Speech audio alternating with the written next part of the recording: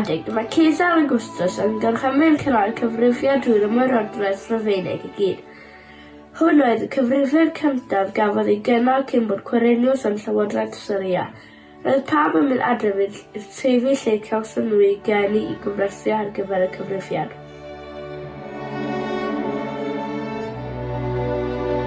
Felly ganfod Joseph yn perthyn i'r teulu'r brenin Dafydd, gydwyodd Nazareth yn Galilea a mynd i gyfrestryn Jwdea.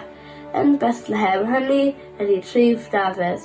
Aeth yma gyda'r Mair oedd yn mynd i fod yn wraig iddo, ac oedd erbyn hynny'n disgwyl babi.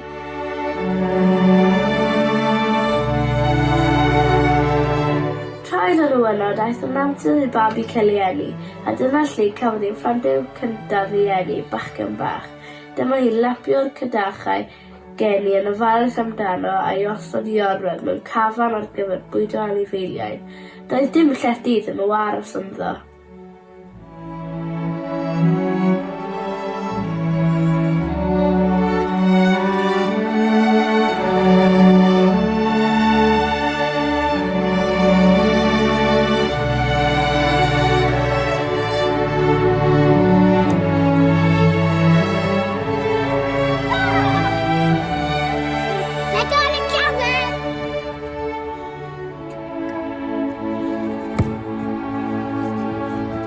Nadolig llawen!